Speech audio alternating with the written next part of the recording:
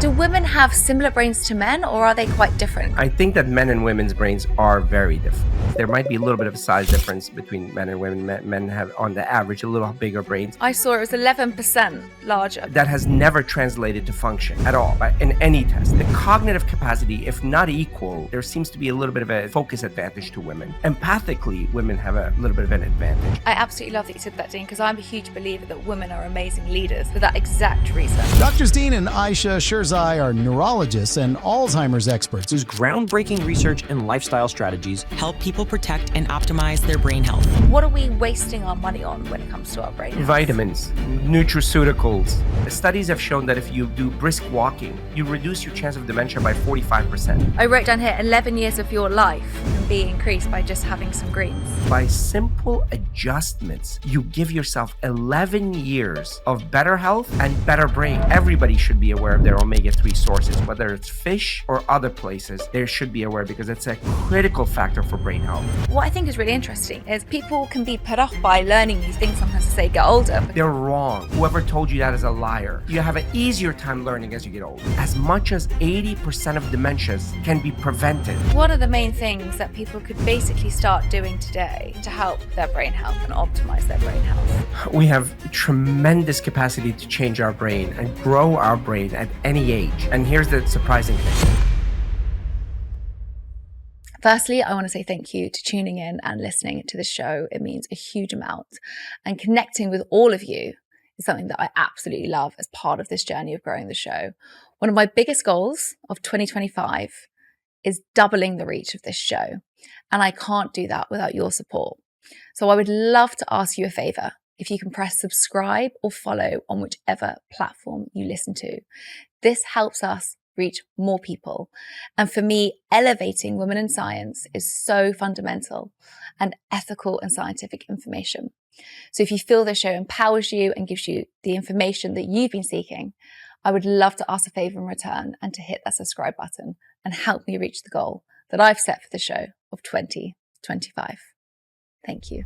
It's an interesting question whether women have different brains to men. Do we have a different emotional capacity, functional capability? And what can we do to support our brains? Do you suffer with brain fog, memory loss? I know these are the things that come into my mind that I worry about. And my grandmother sadly died of Alzheimer's. So to me, I've always been really interested in brain health. And today I've got two of probably the best research people in the world on talking around cognitive decline, Alzheimer's, but also what we can do to help support neuroplasticity and lifestyle interventions that we can actually do to supercharge and optimize our brain health. Not only are they two of the best brain doctors in the world, but they're also an incredible couple to both speak to. Dr. Dean Sherzai is a behavioral neurologist and neuroscientist, and his wife, but also co-founder of the Brain Docs, is Dr. Ayesha Sherzai, and she is a vascular neurologist and a research scientist. And together they are the ultimate power couple. And I think next time I'm going to do one on how they sustain such a healthy relationship. But first, this is one of the most eye-opening episodes that I have recorded to date on brain health. Ayesha and Dean, welcome to Live Well, Be Well. I am thrilled to have the Brain Docs on here because you are pulling one of my ultimate passions into this conversation. And where I start was probably the hardest decision for this because my brain was spiraling everywhere on where I wanted to start. But I guess for me, I wanted to start with asking you both to really get the listeners engaged. What are some really interesting or surprising facts about brain health that we might not know? Yeah, well, thank you so much for having us. Absolutely. First of all, we're so thrilled to be here with you. The facts about brain health. So I think I'll start with the first one. There's been this notion that the brain is completely disconnected from the rest of the body and that it's a black box and it has different rules and regulations and guidelines for its care. But the more we learn about the brain, the more we know that it has very similar physiology to the heart, to the different organs. And we say that if you start thinking about your brain as this incredible organ that represents who you are. It's your stories and it's your personality. But at the cellular level, if you think of it as an organ that has similar needs as the rest of the organs in your body, then whatever you do for your brain will work for the body as well. So the different lifestyle interventions or the elements around you, the things you eat, the way you speak, the kind of people that you surround yourself with, the way you move, the way you resolve conflicts and problems, and how you perceive in yourself in the world, all of it affects your brain health and more. Yeah, I fully agree with that. And the other thing about the brain is that this little organ, 3 pounds, 2% of your body's weight, consumes 25% of your body's energy.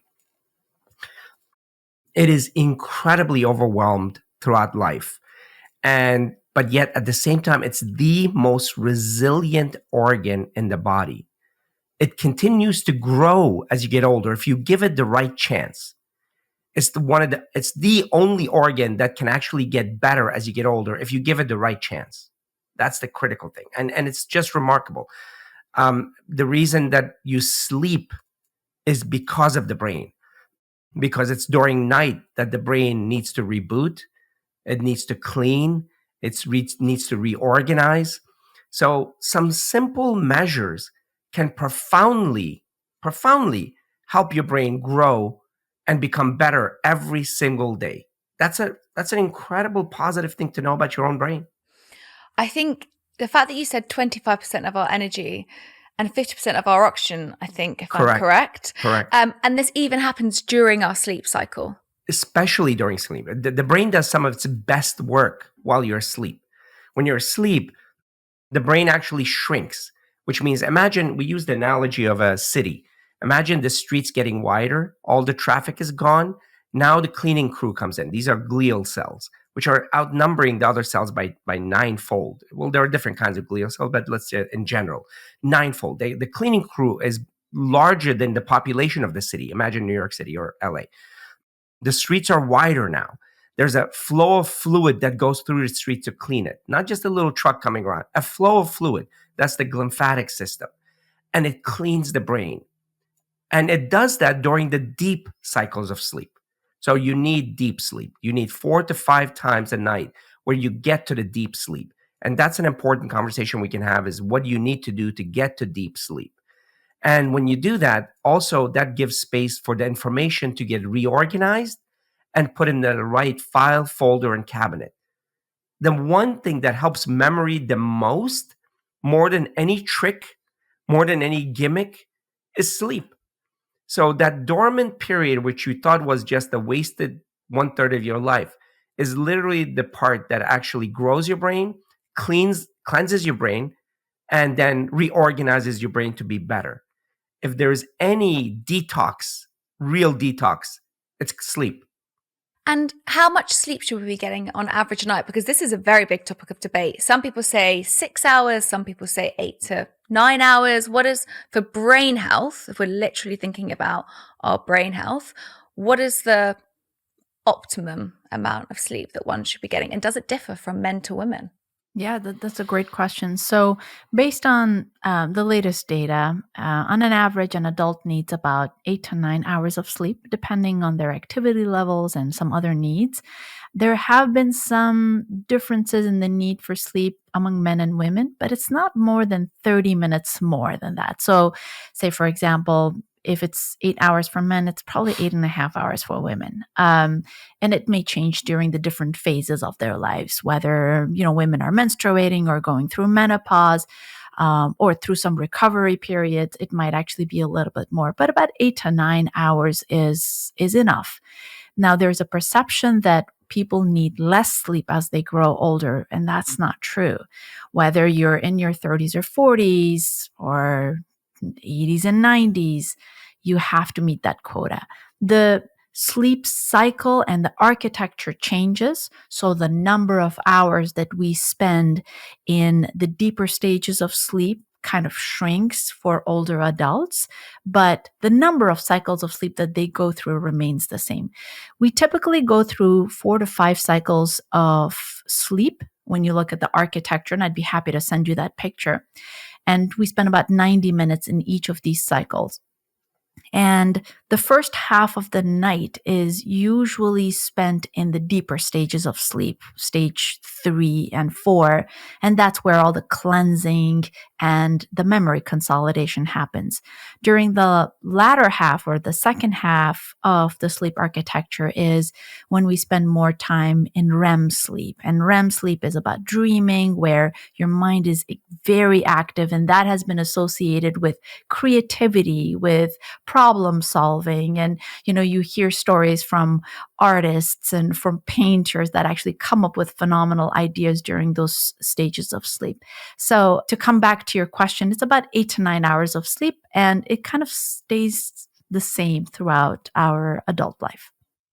And Dean, you mentioned very quickly you could give an explanation on how to get better sleep or how to achieve that better deep sleep state. What can one do to implement into lifestyle interventions, or whether it's nutritional interventions, to get this sleep that you're recommending? There are 3 things to be aware of, and I always love 3 lists. And one is pathologies and disorders, and we have those, and a lot of people don't know.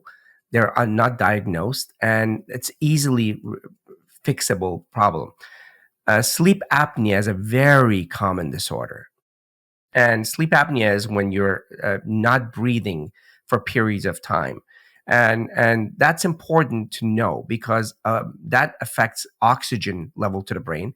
It affects the deep levels of sleep, all of that. So if you suspect it, if you're snoring a lot, or if you're sleeping 8 hours or 9 hours a day and you're still tired throughout the day, or if you're moving during the night, it's good to get evaluated. The other things are restless leg syndrome and other disorders that can be treated. So get those evaluated. The second element is insomnia. Insomnia is patterns of sleep disorders that are learned. For those, there's so much to be done. And then the third one is behavioral, where you've learned patterns because you sleep at the wrong times, and the brain doesn't know when to release the melatonin and when to release the cortisol. And so you've created a bad behavioral patterns, right? One of the first things you can do is create a pattern. Your brain is pattern recognizer. For millennia, it only could do what it needed to do immediately, which is pattern recognize. So give it the pattern. Go to bed the same time, wake up the same time, 8 hours later. And that gives it the most powerful system of going to sleep. That's when that's why people yawn at the same time, and that's why people release melatonin at the same time. That helps the most. The other behavioral stuff is, you've heard about this: light, blue light, using the phone, using the computer. Try not to do that an hour or so before bedtime, because it does affect sleep. Eating. It's not what foods to eat and what foods not to eat. That might have a little bit of an effect. Don't worry about that. Don't eat before sleep, 2 hours before sleep. And that helps because as we get older, especially as we get older, our digestive system adjusts, gets slower. So you might not feel the reflux, but your body is still active, and that's going to affect sleep. So learn not to eat, or at least not to eat heavy, 2 hours or so before sleep. And that's important. Or not to eat high energy foods, high fat and high sugar foods, or foods with caffeine. Those are good behavioral things to start. Not to have bright lights before sleep. Not to have a sound and all of these are very easy adjustable things. Insomnia is pattern of thinking, and we are catastrophizers. We love catastrophes because for millennia, it was better to think that bush moving is a tiger than a bush moving, because it just made you live more. If you missed that analysis and it was a bush moving, it wouldn't affect your life. But if you missed the analysis of the tiger being there, you would have died. Do we know why we I can't ever say that word. Catastrophize. Yes. It's not very helpful for my dyslexia. But that word is one of my favorite words. Why do we do that more when we sleep? Because I think most people, their brain starts thinking about everything as they're trying to go to bed. And so when we're talking about sleep being one of the most important things for our brain health, and then we're sitting in bed probably ruminating and catastrophizing, as you said, we're going, oh gosh, I know now I need to sleep. And you kind of make yourself worse. Why does that happen when we need to sleep?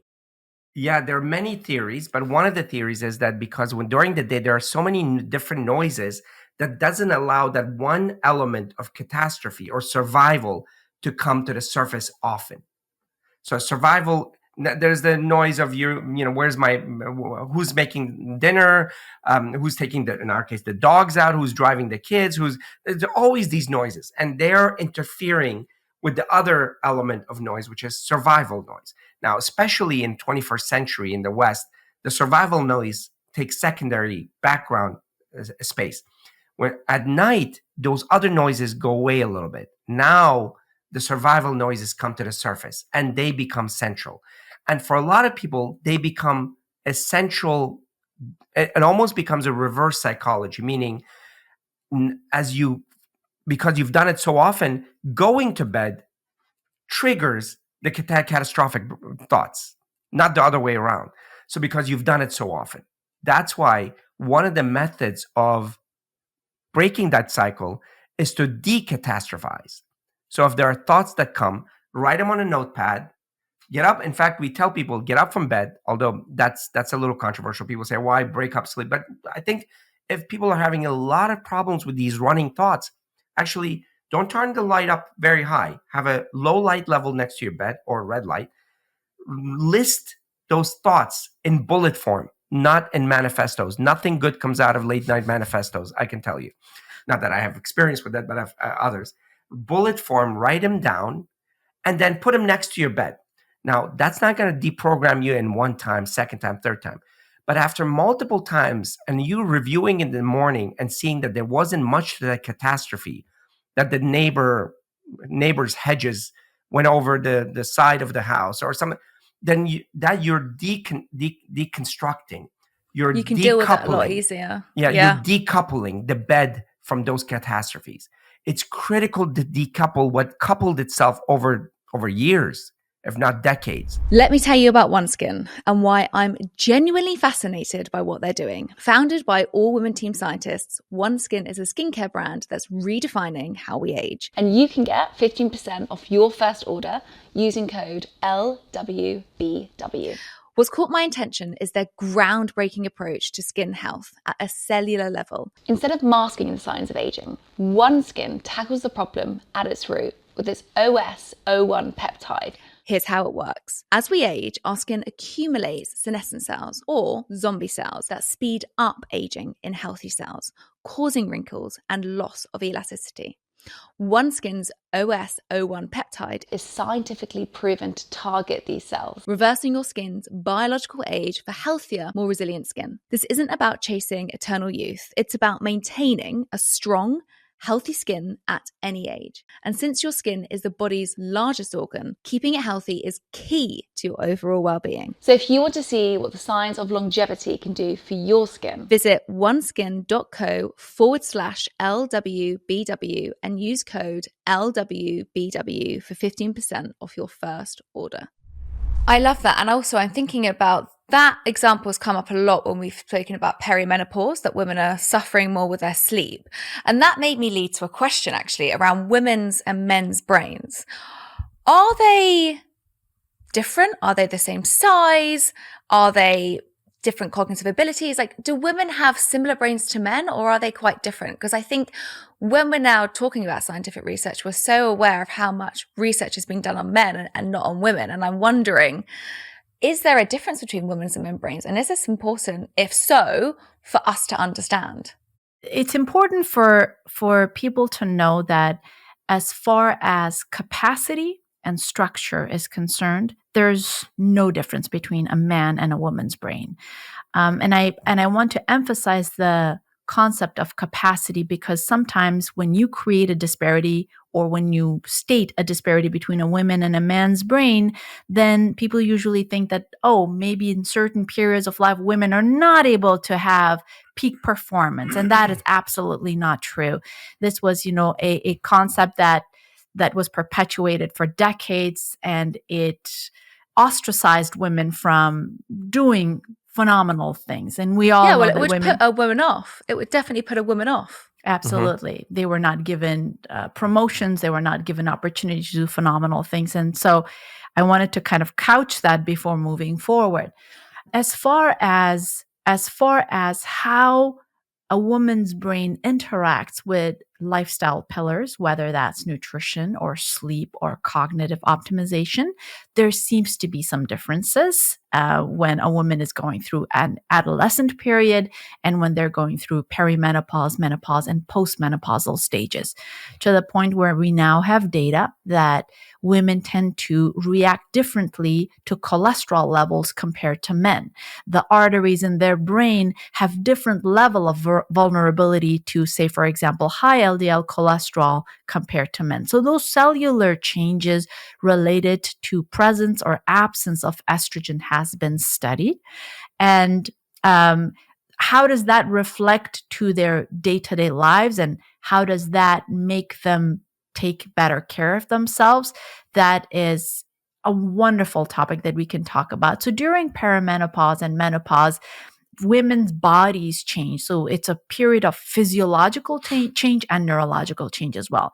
We know that the brain has tremendous number of estrogen receptors, and these estrogen receptors are involved in memory processes in different cognitive domains, whether it's attention and focus and movement, et cetera, et cetera. But these are not permanent changes. These are temporary changes, and women can do so much to make sure that they perform, they have peak performance mentally, cognitively, that they manage their stressors, that they manage how they process information, how they solve problems. So there's a lot that they can do. And it comes back to the importance of identifying their risk factors, what they were born with, and implement the necessary lifestyle changes to have better brain health. Can I introduce a controversial topic here? Please. Okay. And I don't think you and I have spoken about this. I think that men and women's brains are very different. And this is not me giving you an emotional or political statement, and it's going to make sense. I think that as far as size, there might be a little bit of a size difference between men and women. Men have, on the average, a little bigger brains. I saw it was 11% larger, but I don't know if that's right or wrong. But that has never translated to function at all in any test. In fact, so that's one. The second thing is, I really think that, and this is neurologically and evolutionary very evident, the most important thing is empathy. Empathy is programmed in women for many reasons. Motherhood is one, and it doesn't mean that women have to be a mother. No, not at all. It's programmed. Whereas it comes second nature, the most important thing in humanity. And I want to say that at a very critical time that we are here in human history right now. Men are making a lot of little jumps and hoopla, and they're showing their power and social media everywhere. The most powerful element is empathy, and it's women-centered. Let's just say that. And it's neurologically right, it's evolutionarily right, and it's future-orientedly right. It's women-centered. And as far as cognitive capacity, where we usually said that women have certain capacities and not others, like mathematical, well, women are excelling in math more than men in any time in history right now. So in many ways, the cognitive capacity, if not equal, there seems to be a little bit of a focus advantage to women. Empathically, women have a little bit of an advantage. And beyond that, there isn't much more difference. As far as proclivities for diseases and risks, yes, men have certain risks for certain diseases. Women have certain risks for other diseases. And the big picture of diseases and risks, they kind of, parse themselves out. But the important concept to talk about, and this is very important that this discussion is had repeatedly and everywhere, is that empathically there seems to be a very great difference that should drive us in the right direction as humanity. I absolutely love that you said that, Dean, because I'm a huge believer that women are amazing leaders for that exact reason, that they seem to hold a lot more empathetic qualities. And as a leadership role, that's really important. One of my PhDs is in leadership, healthcare leadership. And all except the muscle one, where you say, let's go up the hill and capture that hill. All the other leadership capacities are feminine. When we look at the brain, can we see where empathy is more rich in the brain compared to others if we do a brain scan? And I guess for me, that also links to compassion, because when we show empathy, we also can drive compassion for oneself, which I believe is the secret ingredient for brain health. But can we see that in the brain? Functional MRIs give you a little bit of window into compassion. Compassion is a complex product of several elements, right? But emotional brain is in the limbic system of the brain, and you can do experiments, fMRI experiments, to kind of test that out. So that's basically what we could actually have a window into that function through those kind of experimentations. Yeah, I think when we have a more compassionate approach towards oneself, we actually end up making more positive health choices towards oneself. And I think that's a really, really important part. And we know that's what all links in together. You were mentioning there about women's and men's brains. And I know a lot of your work has very much focused on cognitive decline and Alzheimer's. And in the UK, very different to the US, because I know cardiovascular disease here, I think, is still the leading cause of death. But in the UK, it's dementia, which is one of the forms of cognitive decline. And I know that you speak a lot about that and Alzheimer's. And women are more predisposed to get dementia than men. So that leads to my next question. One, why are women more predisposed to this? And two, what are the things that we can be doing if we're thinking about prevention of cognitive decline as well? Yeah, to answer the first question, why are women more prone to dementia, and specifically Alzheimer's disease? Like you said, dementia is the umbrella term. Alzheimer's is the main type of dementia, but 70 to 80% actually of all dementias are Alzheimer's disease. So why is it that 2/3 of the cases are women? There are multiple theories. We don't have a single answer to clarify the picture. There was a suspicion that women, because they live longer, they are more prone to showing the symptoms of dementia. But we now know that, even when it's corrected for age, it seems that women have a slightly higher risk. Another theory is that the population of women that we're looking at right now may not have had the same kind of positive lifestyle attributes that could have protected their brain. Men, especially the ones that are in their, say, 80s and 90s, 70s to 90s age range. It could have been because they were not exposed to a lot of cognitive and mental stimulation as much as men did. Maybe the pathology is essentially the same thing, but the symptoms manifest more in women compared to men. Could hormones and could the perimenopausal element of it play a role in it? Our friend Lisa Mosconi is working on that. And we're learning so much more about the impact of menopause and perimenopause on brain health. So there are multiple different hypotheses that we're looking at. Is this going to change with the newer generation now being more involved in the communities, going outside of home, being more educated, having access to cognitive and social, stimulation? Could that actually change that relationship later on? We don't know. But as far as prevention is concerned, my goodness, there's so much we can do to prevent cognitive decline and diseases like Alzheimer's disease. And that has been the core focus of our work. And when you look at the data from our own research and from, the research all over the world, just now people are accepting the fact that dementia can be prevented. So 10 years ago, we used to go to all of these conferences and it was a controversial topic. And so I'm really happy that, people and scientists are actually seeing signal. And just to simplify it, there are 5 pillars of lifestyle that seem to make that play a major role. I would say 6. The 5 are nutrition, exercise, stress management, sleep hygiene, and optimizing social and cognitive activities. And, we created the acronym NEURO, self-serving, because we're neurologists. We say the NEURO plan. N stands for nutrition, E for exercise, U for unwind, R for restorative sleep, and over-optimizing cognitive activities. And I think another element is addressing vascular risk factors, especially during midlife. So having high blood pressure, high cholesterol, glucose imbalances like diabetes or pre-diabetes, and making sure that inflammation and oxidative damage is addressed as soon as possible. Those, if I had to package all of that, that would be the package, the elements that can prevent cognitive decline and prevent diseases like Alzheimer's.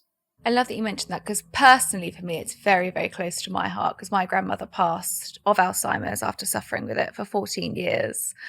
And I think probably most people listening to this will have someone in their life that they love that has been touched by, sadly, dementia or Alzheimer's. And I think it's one of the saddest diseases to watch.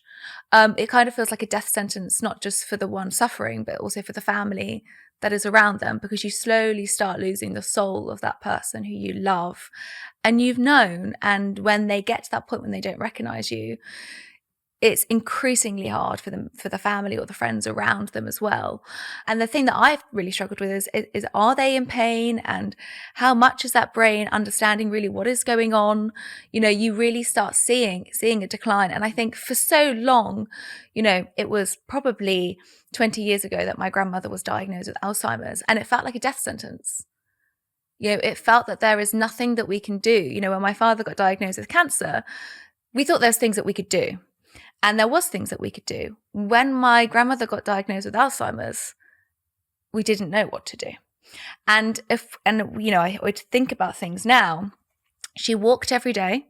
She would walk minimum 10,000 steps. She belonged to the church, so she had real faith, and she had the community, so she didn't feel isolated. She baked all of her own food, and she grew all of her vegetables in the garden. So ultimately, she was a teacher, so she used to teach. So she always had things where she was improving.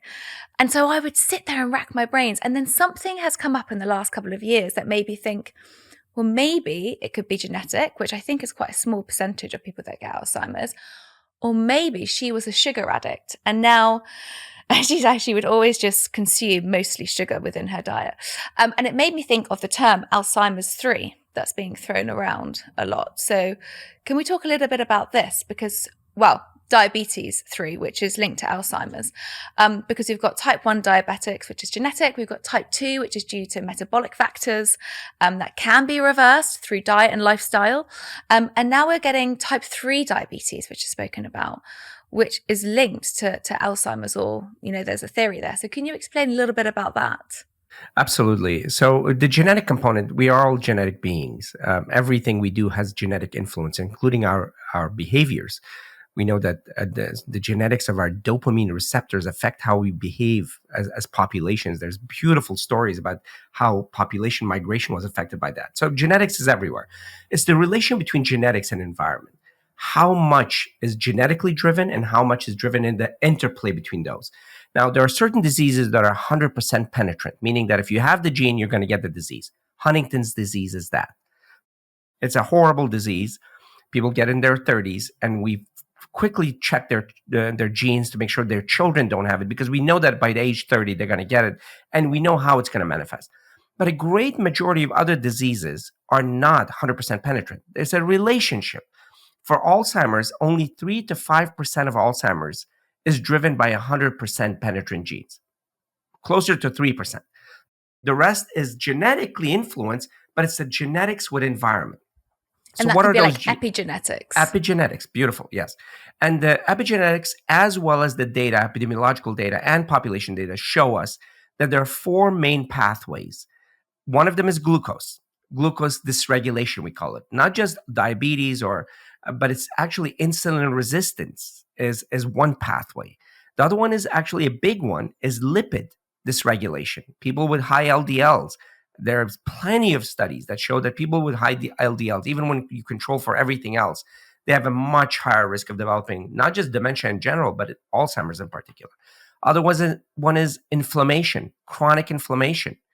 And the fourth one is oxidation. Now, none of these pathways are in isolation, because if you have sugar or glucose dysregulation, you're going to have downstream inflammation as well. You often have lipid dysregulation. But sometimes one of these pathways dominates. So it's not just type 3 diabetes. That's one of the pathways, is glucose dysregulation, but there are others as well.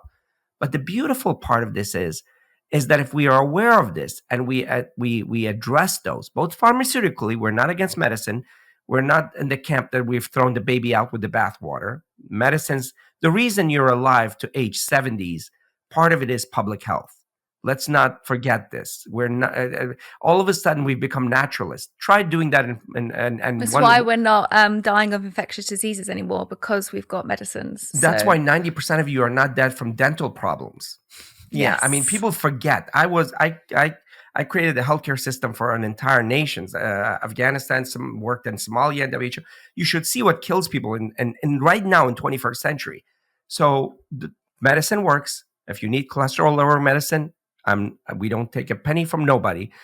That works. If you need diabetes medicine, you need to take diabetes medicine. So medicines work, but lifestyle works as well. And lifestyle affects those variables, which is glucose dysregulation, lipid dysregulation, inflammation. And the secret to that is very simple. And what we've made is we've made everything political. It's not more plants, less processed food. Let's just go there. Carbs are not bad, but simple carbs, processed carbs are bad. That's it. Meat, we don't eat meat, but all meat's not bad. I mean, if you're going to have it as an add-on on the side, go for it. If you're going to have fish here and there, go for it.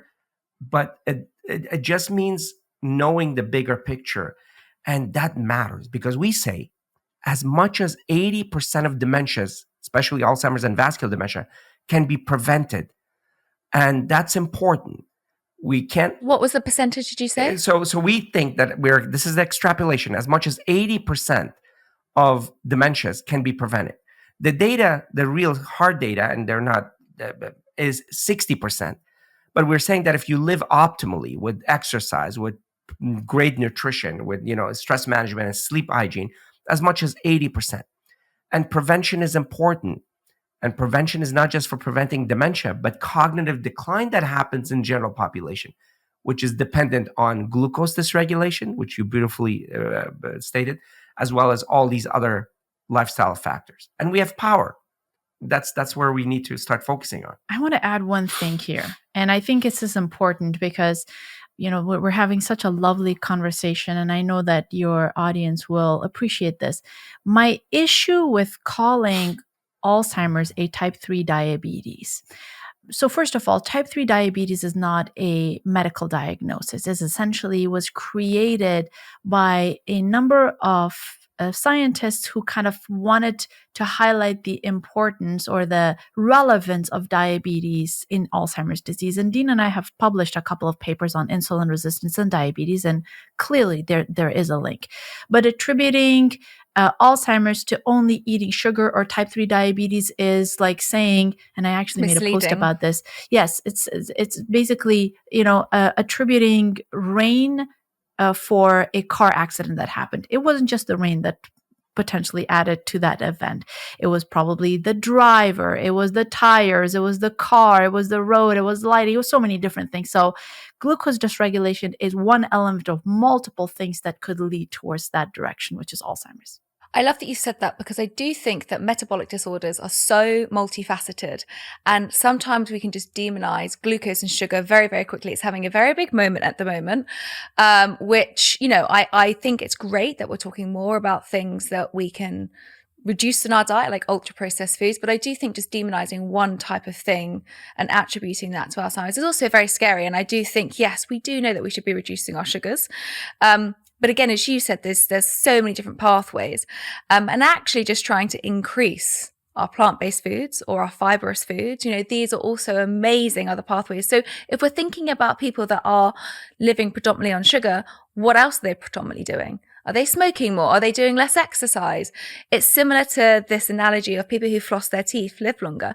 It's not because they're flossing, it's because they're taking more care in their lifestyle prevention activities, which is kind of the key factor here. And that's how I see the analogy. I Absolutely. love that. Anytime people can make it, put a little effort on the bigger picture, it's so helpful. That's the greatest public health and work you can do is that. It feels good to say one thing did it, because then I just do that thing. But feeling good is not the same thing as doing good. And doing good is a little bit more complex picture, looking at a bigger picture, not getting into camps, not listening. We gave a talk at ACLM. We were the keynote speakers, and the first thing, College of lifestyle medicine. And the first thing we said is, please do not make icons of anybody, including us. You shouldn't value a person, no matter how many degrees. They say, I have more degrees than a thermostat. Doesn't matter. What I should be valued by is the next thing that comes out of my mouth. Is it based on data, and is it supported widely? That's it. So, and if we start doing that, then we don't fall into camps and we go with data. So I love that you brought that. And be comfortable with nuance and complexity, and be open to change as you get more data. I think that's the biggest thing. I think most scientists, respected scientists, will always say, I have more of a reductionist view 15 years ago, and now I actually disagree with my views. And I think that's the beauty of these conversations, and the importance for the audience to understand that maybe what we're saying now is what's based on the data, and that can change in 5 years' time. And so I think also being intuitive with oneself is also really important. And it leads me on to the question around food, which we haven't even touched upon yet, which is kind of my wheelhouse. The mind diet. Now, we haven't actually spoke about this on the show. We speak a lot about the Mediterranean diet. We've had Felice Jacker on, who was obviously kind of the person who did the SMILES trial, which I found really interesting. We've had Chris Palmer on, who believes in maybe more of a ketogenic diet for mental health problems, but not for an overall normal brain health. He's very much veered towards the Mediterranean diet. But the mind diet is one that we haven't spoken about. And I found it really interesting that study showed a 54% reduction in Alzheimer's risk for those who follow this diet. So could you explain to me what the mind diet is? And do you believe this is one of the most active diets that we should be kind of looking at for our brain health? And what's your view on that? Yeah, absolutely. I'd be happy to. So when you hear words like the mind diet or the Mediterranean diet or the DASH diet, which is dietary approach to stop hypertension, it's important for our lovely listeners to understand that these are scoring systems or constructs that actually find out how people eat. What are the different kind of foods that they eat? So Mediterranean diet is not a cultural diet per se. Anyone living in, say, for example, in Mumbai or in Bangkok or in Tokyo or in, somewhere in Argentina can adhere to a Mediterranean diet because it highlights the different types of foods that get a higher score and then the foods that get a lower score in the dietary scoring system. And these were created by scientists who visited areas or looked at populations that lived longer without dementia and figured out, what are some of the foods that are correlated with better brain health. And they kind of created this scoring system. One of them being the MIND diet. MIND stands for Mediterranean Intervention for Neurodegenerative Delay. Thank goodness for the acronym. And this is a combination of the Mediterranean diet and the DASH dietary structures. And it was created by a group of scientists in Rush University in Chicago. Dr. Martha Morris, the late Dr. Martha Morris, was the principal investigator. And what she did was she looked at both of these dietary patterns, DASH and Mediterranean, and they were both associated with better brain health outcomes. And she did a factor analysis, which basically means that she wanted to see the foods that had the most positive impact on brain health and collected them together and created the MIND diet. And in her research, she found out that people who adhered to the MIND diet or who had the higher scores in that dietary pattern, adherence scores, they had 53% lower risk of developing Alzheimer's disease. And even moderate adherence resulted in 35% reduction of Alzheimer's disease, which is phenomenal. If only diet did that. Obviously, some people might think, but what if people exercise more? Or what if they did, all the other things? They adjusted for those lifestyle factors. And that's the beauty of these statistical analyses. You adjust for other factors as well. So when you parse out and you look at the MIND diet, what is it? It basically gives a lot of emphasis on eating green leafy vegetables, other vegetables, berries, whole grains. So, for the people who think that carbohydrates are not healthy, whole grains are incredibly healthy. Beans and legumes, which are plant-based, protein and fiber and carbohydrates, nuts and seeds that are packed with healthy fats, sources of polyunsaturated fatty acids like extra virgin olive oil that comes with a lot of polyphenols, and other kinds of fats that are low in saturated fats and high in polyunsaturated fatty acids. And then sources of omega-3 fatty acids, whether it's from fatty fish or oily fish, the way they say it in the UK, or even from plant-based sources that have alpha-linoleic acid like flax seeds, chia seeds, hemp seeds. So eating those kind of foods benefited the brain. And then what are the things that you get a lower score for? Red meat or any source of saturated fat, too much alcohol, and obviously, ultra-processed foods. Those are the things that you get a lower score for. Do we know what the quantities was for this? Because I know when in the modified Mediterranean diet, when I spoke to Felice Jacker about how food can impact depression symptoms, it was very high quantities when we were actually getting down to it.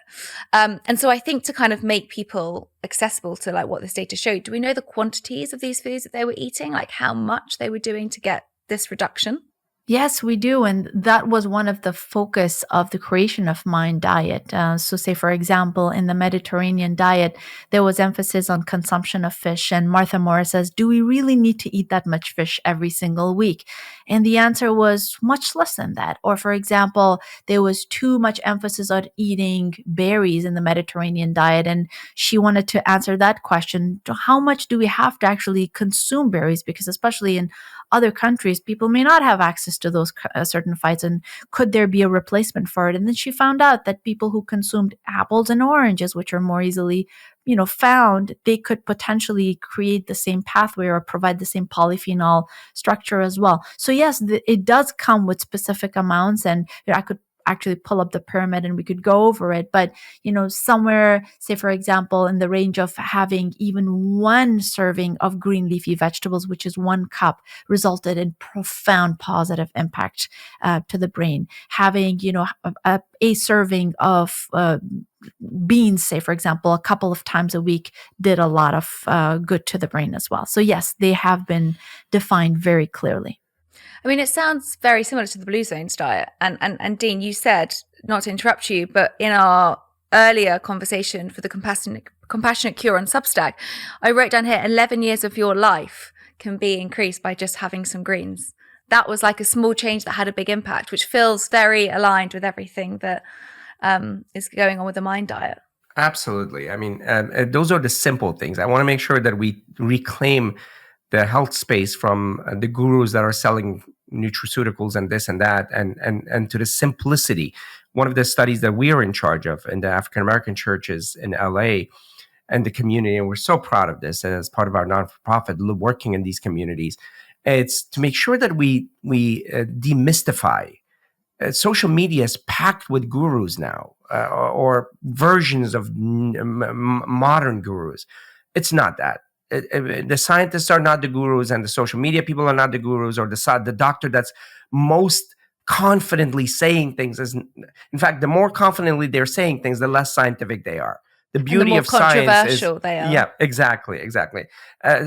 So it's critical that we demystify and make people realize that greens are magical, and it's in every diet. Beans are great. Simple things like herbs and spices, replacing salt. Herbs and spices, pound for pound, they're the most effective anti-inflammatories out there. Yeah. And it's available in all cultures. So when you're talking about Mediterranean, Ayesha won the youngest researcher award in American Heart Association a few years ago in her work in the Mediterranean diet and brain health, and also as stroke specifically. And what you found was that it was the scoring system. In fact, that's when we really realized that it's the power of the scoring system, not like a cultural diet, as Ayesha beautifully stated. It's more plants, less processed, less, and if everybody focuses on that, they realize that by simple adjustments, you give yourself 11 years of better health and better brain. Yeah. And it's not an all or none phenomenon. Oh, yeah. Right? Every small incremental addition of a healthy item makes a difference. And I think that's such an empowering message, because I know a lot of my patients don't have the time to cook for themselves, or they don't have the means to go to an expensive grocery store or farmer's market to get fresh food. But every small step. So say, for example, having some broccoli in your freezer and eating just a floret of broccoli a week actually benefits your brain as well. And I think we need to really make sure that we send empowering messages like that, because that's doable and people can afford it and they can implement it in their lives. I love that you've said that, because we need to make it not elitist, because I've seen a huge rise in health being kind of in a relationship with, elitism, and you have to be a certain type of person to have a certain type of lifestyle to be healthy, which I think is not right and not wrong. And we need to make it as accessible, but also as empowering and easy as possible. And you mentioned there, Dean, about, there's so many things going around, conflicting information online, which I think is actually making people give up on trying, because it feels so much that actually it just feels too far away for some people to access. What are some of the things that you're seeing online that we just want to demystify here right now? Have you opened up anything in the last couple of days where you've gone, oh, I just feel that's a full marketing kind of product, or this is what's being touted as the next brain health supplement, and it's actually not great? Like, what are we wasting our money on when it comes to our brain health? Vitamins, nutraceuticals. We did the reviews. We look at the data. I mean, if you want the magical one thing, first of all, that's not going to get you health. It's a comprehensive approach. You're going to have to do the brisk walking. Studies have shown that if you do brisk walking, you reduce your chance of dementia by 45%. Brisk walking, free, in your neighborhood. You don't have to pay to some social media guru. So brisk walk 20 minutes a day. It's incredible. The operative term, though, being brisk walk. Leg strength. This is Studies, a good one. Yeah, we looked at the compared population that actually had MCI, pre-dementia. Mild cognitive impairment, pre-dementia. Two groups. One did leg strength exercise, the other one stretching exercises. They reduced their chance of dementia by more than 40% by leg strength. And by leg strength, I don't mean you have to do squats and put weights on your mini squats in front of TV. What about calf lifts? If I'm sitting here now talking to you, Completely. would that work? Absolutely. Mm-hmm. So simple things like that are incredibly powerful. I want people to start moving towards that direction of many meaningful activities. So coming back to vitamins and nutraceuticals, there are a couple that are been valid and validated, have been shown to be important. In U.S., about 40% of the population is B12 deficient. B12 wow, is it that much? Yes. Whether they're omnivore or vegetarian, it doesn't matter. 41% is not getting enough vitamin B12. So check your B12. Check your B12. That's essential. And even if you take B12, if you haven't checked it, B12 is water soluble, and most often it goes away after, so check your B12. That's an important thing. B12 is involved in so many cellular processes, including DNA repair. B12 should be normal and a little bit on the higher side. Can I mention there with B12, which was the most shocking thing that I remember learning 15 years ago now in my biochemistry lectures, was that when we are deficient in B12, but when we actually start showing the physical symptoms, so this is like years, so I don't want to scare anybody. This is not what I'm doing. But what I'm trying to say is you can start mimicking the symptoms of dementia if you've been deficient for B12 for a very long time. And I remember this. My memory's not that great, so maybe you can give me some tips on my memory. But I remember this one part of the lecture that said, but the sad thing is when we get to that stage, which is, after probably about 30 years of not having enough B12, you can't rebuild it. It's not like your liver. So your cognitive impairment will stay at that level. And that's why I just want to highlight the significance of getting that checked in your 20s, 30s, 40s, if you are plant-based, because it's one of those ones that actually we can't simply as easy reverse. So that's something that I find very passionate about talking about. As a plant-based person, I'm going to put the plant-based people under the bus. Because we have to be honest as scientists. That's something that the plant-based people must check, must fortify. But it's actually more than that. We know that it's more than just plant-based people. Like 40% is way more than the plant-based population of the US. So everybody should check it. Everybody should get B12 if they're on the low side, and that's important. The other one is vitamin D. We live in California, sunny California, where, in fact, too much sun, lots of vitamin D deficiency. And vitamin D deficiency, again, like B12, is involved in so many, not just neurologic, but beyond neurologic, and bone health, muscle health, brain health, everything. So check your vitamin D. Vitamin D, you can get toxic if you get too much because it's ADEK, Fat soluble. fat soluble. So check it and get replacement if needed. The other one is omega-3. Omega-3 is, we did two That's reviews. my wheelhouse. Yes. I'll send you the review so you can share with the population. We did two massive reviews, comprehensive reviews that's been published in American Journal of Lifestyle Medicine and Family Medicine. That's correct. And we, for developing brain and aging brain, we think that it's really needed for all of life, but especially in those groups, you have to be extra aware because your brain doesn't develop, our bodies, we don't create omega-3s. We need it from our diet. And more than 50% of your brain is made of DHA. And it needs replacement.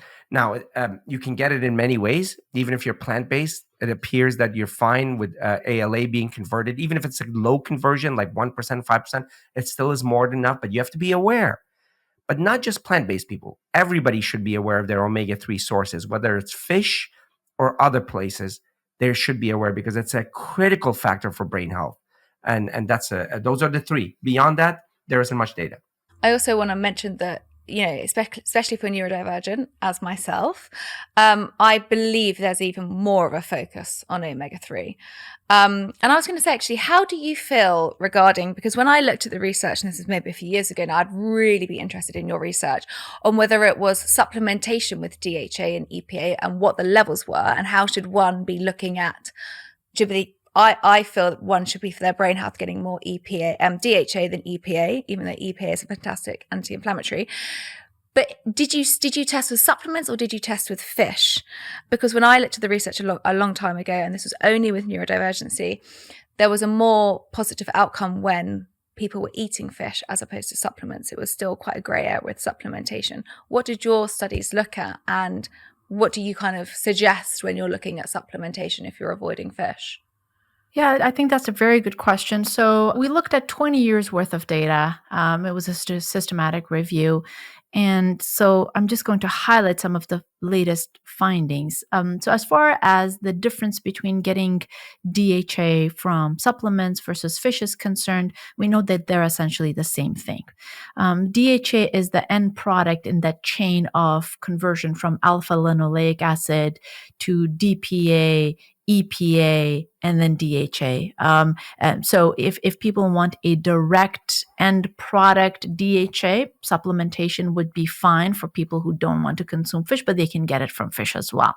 As far as the difference between EPA and DHA is concerned for brain health, we know that about 57% of the brain is made of DHA. So getting that end product is more important. Recently on our podcast, Your Brain On, we had a conversation with Dr. Richard Bazinet from the University of Toronto, and he's focusing on the conversion of ALA to DHA in human brain. And he, we were talking about our findings, and it seems that the notion that people who consume only the ALA may not get enough DHA, that's being challenged now. Now, I don't have very firm conclusions, but his research shows that despite the fact that, in certain clinical trials, if the participants were given a high dose, as high as 4 grams of DHA per day, only 4 milligrams of DHA actually entered the brain. And that entrance and the need is determined by, it changes during the different stages of life. So children whose brain is, are growing and they have a rapid rate of growth, they need more of it and they will consume more of it. And after that period, there seems, from the research, to the best of our knowledge today, it seems that the need doesn't change much. So we're still figuring it out. What does that mean? It means that it is important to pay attention to omega-3 fatty acids. And it also means that don't discount getting ALA, get your ALA in the form of nuts and seeds, and for example, specifically chia, hemp seeds, and flax seeds if you're on a plant-based diet, or if you're not on a plant-based diet. So ALA in itself plays a role in brain health, but focus on getting enough DHA. The dose of DHA supplement hasn't been determined as of yet. So can I just get this correct? Because this might be the first time that I've heard of it. The person that came on, I think you said his name was Richard, is saying that amylase, which is the kind of the enzyme that we'd lost, and we're now very much predominantly in omega-6 versus omega-3. He thinks that the conversion is higher than we once thought. He's challenging that notion of because my understanding is that we've lost that enzyme that used to work just for omega-3, and it's now being shared by omega-6. And so actually the plant-based sources have a much lower translation into the DHA. Did you say that he's challenging that, or did I mishear that? He's challenging the need of the DHA. Do we have to have really high doses in our system to push DHA into the brain? That's being challenged. So if the need is small, and if only small amount enters the brain, and I'm actually getting into a lot of technicalities right now. I know, sorry, but this is my fascination, as you can tell. I love it. I would invite you to listen to that episode to actually get into it. But the idea is, this is such a fascinating field. We need DHA, and it's important for us to focus on it, but also not to get swayed by the specifics as of yet. We're still figuring out the dose and how much and at what stages of life we need the specific doses of DHA. And I think I'm going to highlight, because I know that there'll be a lot of plant-based listeners, that you haven't got to take an omega-3 fish supplement. You can take an algae supplement as well if you're plant-based, which is obviously where the fish get their omega-3 fatty acids from, which is the algae. The term neuroplasticity is one that is heard a lot now. And I'm thinking about people who are listening to this in their 20s, their 30s, their 40s, their 50s. We have such an amazing range of listeners on the show. And does neuroplasticity, can that occur at any point in one's life? Because I think there is this kind of thought process that when we're young, we're invincible, and we don't think about any of this stuff that concerns our brain. And then maybe as we get old and we look back on our life and we go, oh, we've made all these bad decisions and things that actually weren't great for my brain. Well, it's too late, I give up. So for these types of different people that are listening, whether you're in your 20s or in your 50s, how important is it to understand that we have the ability and capacity to change our brain health and take action? We have tremendous capacity to change our brain and grow our brain at any age. And here's the surprising thing. We actually get better capacity and different systems of growing your brain as you get older.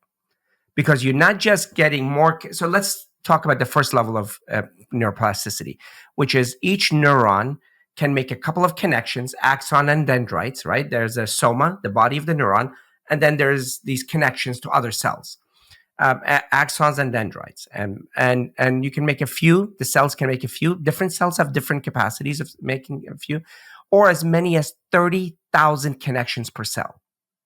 And then there are certain cells in the cerebellum, for example, Purkinje cells, that can make 50,000 connections. Those connections are made on their own arbitrarily, but also by how much demand is on those neurons. What is another definition of demand? When you're pushing the brain to do something, right?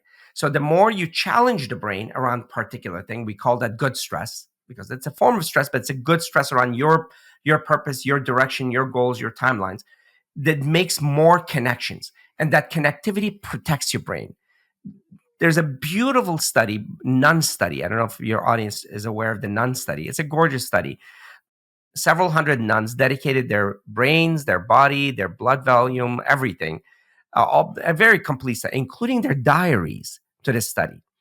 And throughout their life, their diaries were kept, their blood tests were kept. And when they died, their brains were autopsied. And in one group of nuns, their brain was pretty much inundated with disease. So we're talking about, whether it was vascular disease, there was a little mini strokes, there was shrunken brain. Yet during life, right before death, they did not have Alzheimer's or dementia. They were completely normal. In another group, there was very little pathology. The brain hadn't shrunk a lot. There wasn't a lot of vascular disease. Yet right before death, they had dementia. or significant cognitive decline. And it wasn't genetics. So what was the difference? So they looked at everything. And the thing that stood out was cognitive activity. And how did they find out about cognitive activity? From their diaries. The nuns that were protected in spite of disease had a more complex vocabulary, much more depth in their writing, and just that is called idea density. It's a beautiful term. I always say that if I ever develop a band, I'm going to call it idea density, and that's never going to happen because I'm the worst musician. But No, you're not. But you could learn, and that's going to help you There you go. improve I'm trying. and prevent cognitive decline. But for my There you family listening to me guitar, they're losing their brain capacity. So that's a separate thing. But idea density protected them. What is idea density? They were more active during life cognitively. They learned more. They thought more. They wrote more. That created more connections, and those connections protected them. It makes sense. If you have 30,000 connections between cells, if you had a bad night, I don't know, the nuns never get drunk, but they have a bad night. They partied a lot and slept late, right? And that severed some of the connections, right? But they still have 20,000 connections. Of course, I'm simplifying this picture. But those connections created protection. And that's what plasticity is. What I think is really interesting is people can be put off by learning new things sometimes as they get older because, I'm 35 and I want to learn a new language. That's one of my things this year that I want to do. And everyone's saying to me, it's so much harder to learn a language when you're older. So already I have this predisposition of myself to say, God, this is going to be such an uphill battle for me to learn this language, being slightly older. And I think, people say that when they try skiing, skiing when you're older as opposed to younger is so much more difficult. And so it can also really put us off learning new things. So I'm going to challenge your audience. That's a major challenge. Yeah. They're wrong. Whoever told you that is a liar. You have an easier time learning as you get older. You just have developed the language. You don't think that when you were in high school, you were having difficulty learning? You did, but you never had this language. We all did. But we didn't have the language that put labels on things. We developed labels. Guess what? Your ability to learn becomes easier. Why? Because learning, we have a beautiful course on this where last time, like 20,000 people came into it and they improved their memory by 30%. I'm not selling anything because I'm not going to tell you the name of the course or anything. So don't search it. But the thing is, you can learn better as you get older because what is learning? Learning is associating. You have more things to associate as you get older, and emotionally labeling. And you have more things to emotionally label. So you are better as you get older. Do not let yourself first, because we've learned to, or others tell you you're not better or as good as when you were younger. You are better at learning as you get older. And I would say something that's really helped me, because I did not like school when I was younger because I didn't know I was dyslexic. So I only had one methodology of learning, which was looking at a whiteboard and not knowing what I was learning, was that when I figured out how my brain worked, I understood my different learning processes. So for me, I'm much more of an auditory learner. I'm a much more verbal communicator, hence why I've ended up doing the show. And for the last 5 years, it's been my biggest vehicle of learning. And I call this kind of the university of life, because I've ended up learning so much more because it suits my learning style. And so I think that's something that's really important, is that we can also be pigeonholed into understanding, well, we have to learn this one singular way. And actually exploring a lot more of that is really important. But something that I wanted to make sure I added in was the new term in the Oxford Dictionary this year. I don't know if you knew what it was, but it was called brain rot. And for me, I was like, I can't not talk to the brain docs and talk about brain rot, which I think is a really kind of interesting term that's coming up now, where our modern environments are essentially, and maybe I'm making this sound much more dramatic than it is, but killing our brain cells from our modern environment. So how much is, and I don't want to demonize technology because I think that's, it's really helped me learn, but how much is our modern environment and our phones essentially killing our minds and our brains? I think it's such an important concept, and it's a critical concept because we're going through a massive fourth revolution, human evolution. It's and I think that it's being mislabeled again. In many ways, this new world of technology is going to open our brain. It could open our brain to a kind of capacity and creativity that was never available to humanity.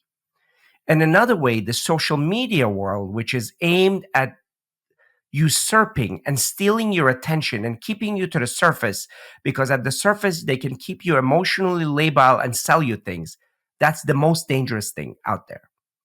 All of the social media is based on that. And I understand that it's a business and that's that. So we know that part. That's brain rot. They're trying to keep you on the surface, emotionally labile, so that then, and when a person is emotionally labile, either their emotionality makes them make themselves feel good by buying something or doing something that feels good immediately, because this tension that's created on the surface has to be mitigated by something that's on the surface. That's a technique. That's a mechanism. It's powerful. It's a very effective. It's very dangerous. We all as a society must address this in social media because it can rapidly really degrade us. The other side of it is technology, even AI, is not going to make us less. It's going to make us more. There are gateways to our capacity. If I don't know how to play guitar, not because my fingers can't move fast, because I can't figure out, we all are neurodivergent in some way. And I figured out I mine. love that you said that. What's yours? Yeah. And the future is figuring out where is that little funnel that's stopping this wave behind the funnel. We're all waves behind the funnel. We are oceans behind the funnels. We figure out the funnels open up, and we have a Sarah in front of us. An ocean that overwhelms the world with knowledge, with experience, with love, with empathy, with everything. We're going to figure out all these funnels for all of us. And AI is going to do that. And then we figure out how to open it up. That's what technology will do. I produced a song. Are you kidding me? Dean Sherzai producing a song? We're already getting this band going, Dean. Oh my already gosh. Happening. So I had an idea. I'm a good thinker in certain ways. And I took those thoughts, gave it to ChatGPT. What would be the words? And then I took it and made a poem out of it. Then I gave it back, cleaned it up. I like from traditional music, I like this and this. And then, oh my gosh, I made a modern song, which is beautiful, which actually made me more happy than all my degrees put together. So that's how we'll open you up, by opening up the floodgates and the funnels. That's what technology will do. The bad side of it is real. It's powerful. We should all become aware of it. We should all fight it. We should not fight in it. We should all make sure that legislature and direction make sure that it doesn't keep us, take us all to the emotional surface that can be plucked and marketed to. I think I say that because, like, of ADHD, attention deficit disorder, a lot of people are attributing that it's getting worse. I don't know if this is statistically significant, but potentially worse, or it's increasing the problems with attention. Maybe not ADHD, but just our attention span generally. And I think it's attributed to my poor memory because I'm so obsessive with my phone. I mean, I'm the first to put my hand up here and say, yeah, I am always on social media. It's my job. Yes, I always know that if I'm standing in a queue, I'll look at my phone because I lose that creative thinking time, which actually could be very productive for me and my imagination. And so I feel very pulled towards that device. And then when I think about brain rot, I'm actually probably doing the opposite of what my brain needs, which is more boredom. Yeah. Now, when I saw the term brain rot being added to the dictionary, I was happy because for the first time, that gave humanity a moment to pause and say, oh, that's happening to me. And to associate that with the kind of automated habits that we are all engaged with day in and day out without thinking, without thought. One of the most powerful things that we can do is think. And I'm not against technology. I think technology has offered us so many avenues, like Dean was saying, of becoming smarter and more knowledgeable and connecting to different ideologies and societies and people that are far, far from away from us. I mean, imagine, being born in the 50s and 60s, and you would grow up in a community, and and you would only know people, and if you had the means to have a TV, you would see a movie about some other culture or tradition or the world, or you'd listen to the news once in a while. But essentially, you'd be kind of limited. And now you have libraries and information at the palm of your hand that you can pick up and learn about it. But at the same time, there are forces that are abusing that situation to keep you hooked to surface level information, and you never find time to dig deeper and think. And that has affected our critical thinking, our decision making about the choices we make in our lives, about our relationships as well. So at a very, very meaningful level, it has affected us negatively. But I think we also have the capacity to just stop and say, no, I'm not going to let that happen to me. And I'm going to use it in a way that'll help me grow. And I will be the advocate for what I will be exposed to. So we do have that option as well. It requires a little bit of planning, but that is probably the most ideal of all situations to be in. So if people were listening to this and going, okay, I'm going to put down my phone, maybe not finish the podcast first and then put down the phone. Yes. And tell us that you love this. What is one of the main things that people should be really doing? Because we focus on so many amazing areas. We focused on sleep. We focused on connection. We focused on diet and a lot of plant-based foods. We've spoken about certain vital nutrients. What is one of the main things that people could basically start doing today regarding all of this to help their brain health and optimize their brain health? In our neuroconcept, U is at the center. Unwind. Unwind is not just sitting around and relaxing on the beach, which is great. We live on the beach, so it's fine. Unwind is identifying the stressors specifically. I mean, if you notice, that's the running stream through this whole conversation, whether it's nutrition and everything else. Spend a little time, go old school, get a notepad, write down specifically, measurably, the bad stressors in your life, specifically and measurably the good stressors. What is good stressors? Things that have meaning in your life, the direction you want to go in. I mean, as I said, mine is, one of the things is, and there's several. I mean, one of them is learning the guitar, learning several languages, Spanish and French, learning technology, learning about technology. So lots of things. And then the service we do in the communities, but very specifically, what is this project and so on and so forth. Write those down, then systematically build timeline around the good stressors and create a plan around bad stressors, how to reduce, eliminate, and delegate the bad stressors systematically. We don't do that. It's management. At the end of the day, it's management. I know that I'm a neurologist, but I'm going to talk to you as a manager.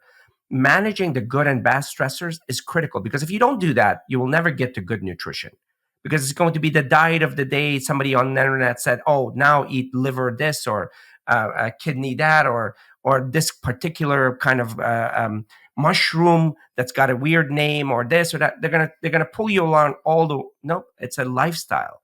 It's more plants, it's this, and that needs a little organizing, which means managing your stressors, unwinding your stressors into good and bad.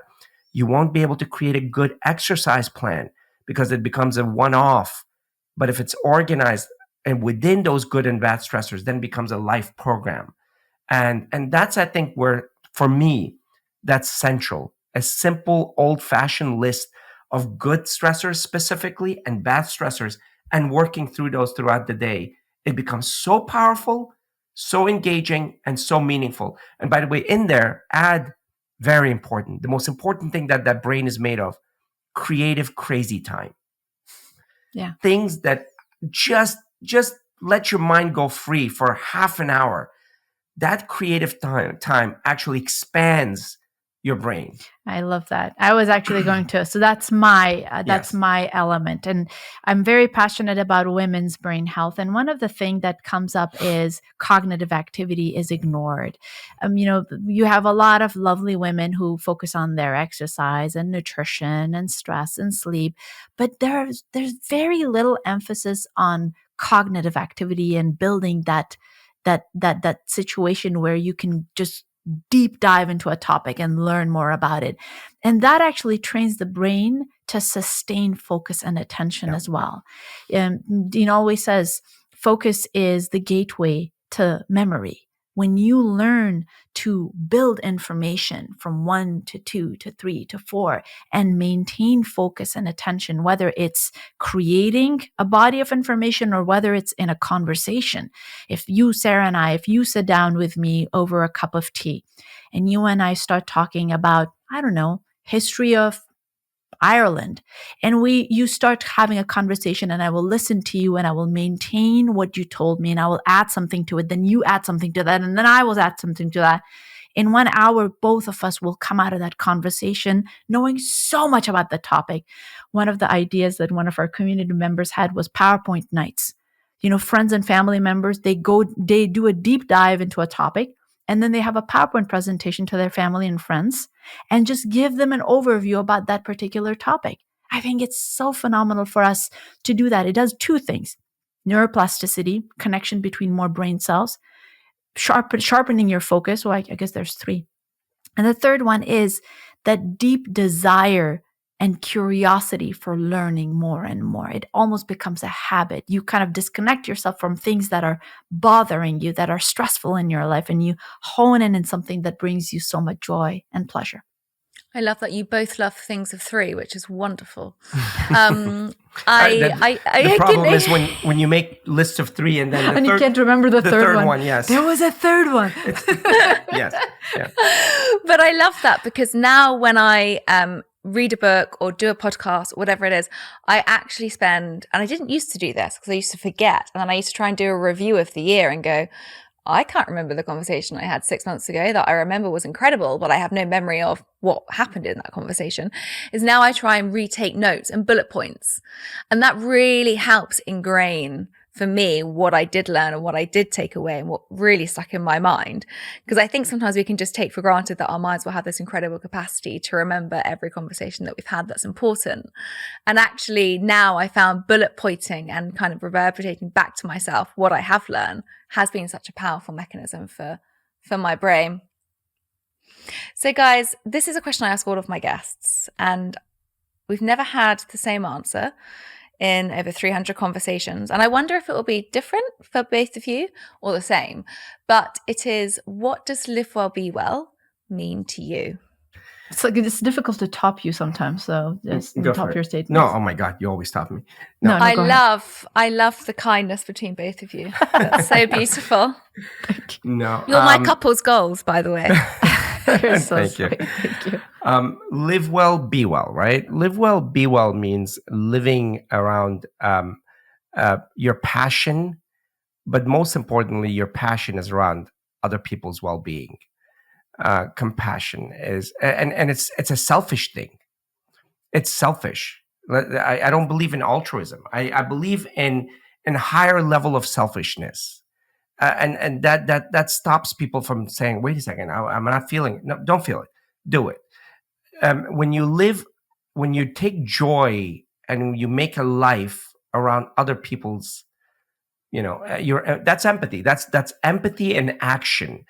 I think that to me is live well, be well. If it's just self-centered, the infinite regress of self can never be filled enough. You can't build a life around self. And when you're beyond yourself and you're looking at others and you have the capacity to hold others in your life, and how big that is, it's you living well. That's the most important thing for me. Yeah, it's empathy drives connection and sympathy drives disconnection. That's it. I think that was a mic drop. I would have to agree. I mean, that's I can't top that. That was beautiful. You can. You both said such incredible answers that have also, ironically, been very interlinked as well, which is what's wonderful about both of you. Absolutely. Thank you. Absolutely. Thank you so much. You're each other's second brain. Oh. No, we met 20 years ago. 8,000 miles away while doing service in Afghanistan. I was at NIH in Virginia doing wonky work at NIH, and she was a medical student and doing incredible work. And we were always doing service around the world. And we met in an expat party around these concepts and talking about our grandparents dying of Alzheimer's. And and doing service. So our life is based around that, and that's a big commonality that you can't ignore. That takes every aspect of our life. It truly is. It's a wonderful, beautiful life, and I'm inspired by him every single day. And vice versa. Gosh, guys, I think you should also do a relationship episode, because I think many people will also be very empowered to hear you've been married for 21 years and still speaking so eloquently and beautifully and wonderfully of one another. And I thank you so much for your service today, for all your knowledge, for all of the work that you've been doing in this area, for kind of helping bring good, ethical, and scientific information to my community, and you're a huge inspiration. So I really hope that we can do this in person. Absolutely. We're so thrilled to be connected with you. And now we're connected for life, Sarah. And we look forward to staying connected. And thank you so much for all you do. I think Absolutely. creating such a wonderful, loving platform and a community, and the way you share information with everyone is so needed. So we're grateful to you. Absolutely. Thank you. Thank you so much.